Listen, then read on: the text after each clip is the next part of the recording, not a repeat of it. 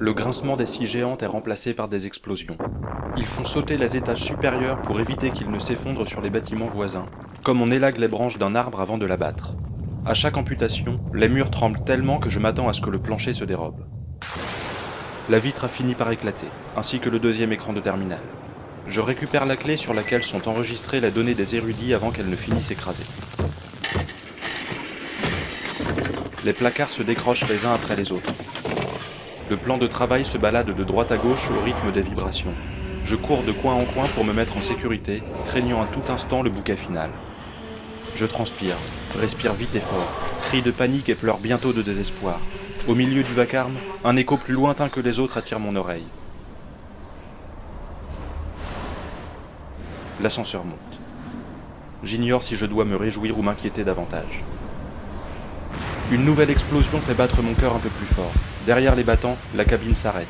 Un instant passe, une éternité, sans que je sache où me mettre. Puis les câbles se remettent en mouvement. Elle monte encore quelques étages, puis Léon apparaît. Viens! Dépêche-toi! Pourquoi vous êtes venu?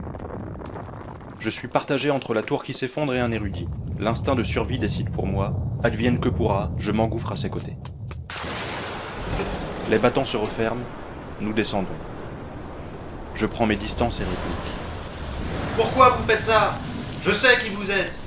Ryan a ignoré les ordres. Tu dois rester en vie. Les vibrations nous plaquent aux parois. Je réitère, au fond du gouffre. Qu'est-ce que vous me voulez? C'est à toi que Proxy obéit. Et c'est à nous que tu vas obéir maintenant. Je sens mon cœur et mes entrailles partir en lambeaux. Le désespoir le plus profond referme son emprise sur moi. Tous les mots m'échappent, et toute réaction avec eux. Une nouvelle secousse me déséquilibre. Je trébuche alors que l'ascenseur stoppe sa course. Léon prend les devants. Il écarte les battants à la force des bras et me remet sur pied. Passe là-dessous. Je te surveille. L'espace pour sortir se restreint à une fenêtre de 30 cm de haut entre le plancher de la cabine et le plafond de l'étage inférieur. Je me faufile et me réceptionne sur le sol 2 mètres plus bas, suivi de près par l'érudit. Il démontre une impressionnante agilité, en plus d'une capacité d'adaptation à toute épreuve. Je suis constamment surveillé, jamais de trop près, jamais de trop loin. Suis-moi.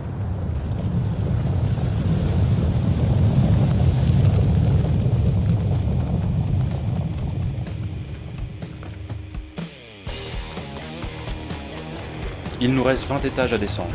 Nous les enchaînons si vite que nous sautons parfois d'un palier à l'autre. Loin au-dessus de nous, des blocs entiers s'effondrent. Si seulement l'un d'eux pouvait finir sa course sur son crâne. Nous atteignons le rez-de-chaussée, essoufflés. Il m'entraîne dans un couloir qui débouche sur le hall d'accueil. Nous y croisons un ouvrier qui s'adresse à Léon. Vous avez de la chance d'être encore là. J'ai pu reporter la détonation de plusieurs charges, mais une fois que la procédure est lancée, on peut pas la retarder indéfiniment. Dégagez de là, ce sera bientôt plus que des ruines ici. Merci. On vous revaudra ça. Je passe devant l'employé, tiré par le poignet. Nous quittons la tour toujours cachée par l'immense bâche. Nous passons les barrières de sécurité, puis suivons la route jusqu'à revenir à ciel ouvert.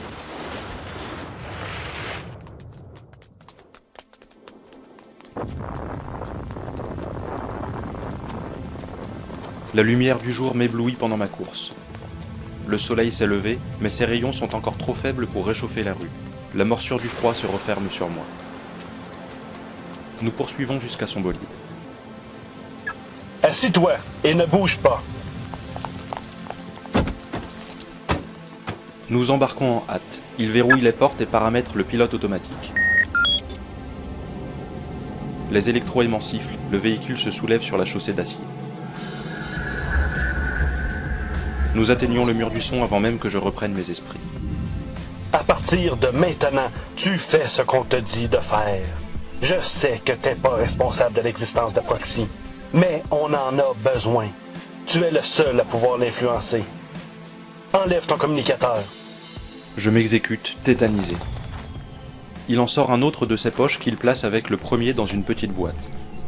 Il en fait une copie qu'il m'insère sans ménagement à la place du premier. Tu es sur écoute, même quand le communicateur est désactivé. N'essaie pas de l'enlever, il est collé à ton oreille.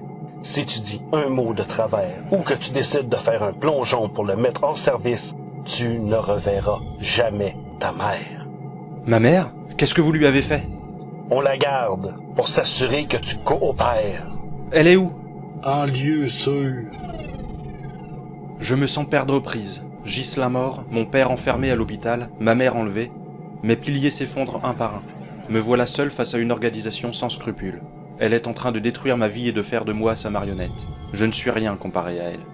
Ai-je vraiment d'autres options que celle de me plier à ses volontés? J'essaye d'enlever le nouveau communicateur. Il est fixé à l'oreille comme une excroissance qui vient de pousser. Je gratte, je tire jusqu'à sentir la peau venir. Le sang commence à couler dans le canal auditif. J'abandonne, la main tremblante, tiraillé par l'envie de l'extraire de force. Je devrais m'arracher l'oreille pour m'en débarrasser. Nous approchons de la tour de mon appartement. Je vois déjà la route s'engouffrer dans l'étage du parking. Juste avant d'y pénétrer, Léon est contacté sur son oreillette. Allô?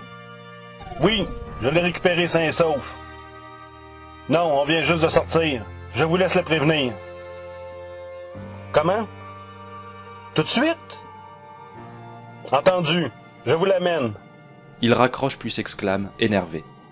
Merde! Telvi veut savoir ce que tu voulais dire à ton père. On part à la haine. Sans plus d'explications, il fait demi-tour sur le parking et enregistre une nouvelle destination.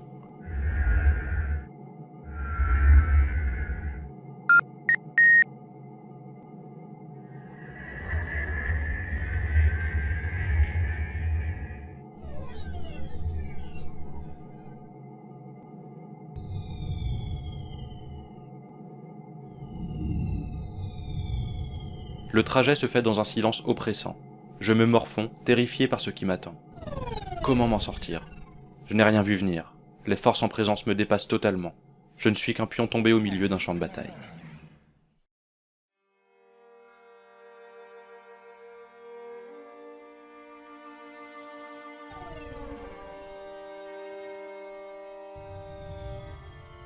Nous nous garons sur le parvis de la tour de la haine. Léon prononce son premier mot depuis le secteur HB64. Tu lui diras tout ce qu'il veut savoir.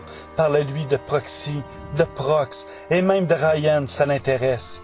Tout ce que tu as à faire, c'est de garder pour toi notre arrangement et ton nouveau gadget. Il tapote son oreillette pour se faire comprendre, puis ordonne. Allez, sors! Je pose pied à terre, il en fait autant. Il contourne le bolide pour m'attraper discrètement mais fermement le bras. Tout en m'amenant vers l'arrière, il chuchote. Tu essaieras de te sortir de là. C'est normal. Il sonde le parking, quasiment désert, puis ouvre juste assez le coffre pour que j'en voie l'intérieur. J'y croise les yeux de ma mère, emplis de détresse. Une boule me monte à la gorge. Elle est bâillonnée, attachée aux pieds et aux mains. Elle s'efforce de parler mais épuise son souffle en vain. Je ne trouve aucun mot à prononcer, saisi par la peur que son regard exprime. Un sentiment d'impuissance écrase mon cœur. Léon déclare. On t'a à l'œil. Puis, il referme le coffre et remonte dans le bolide.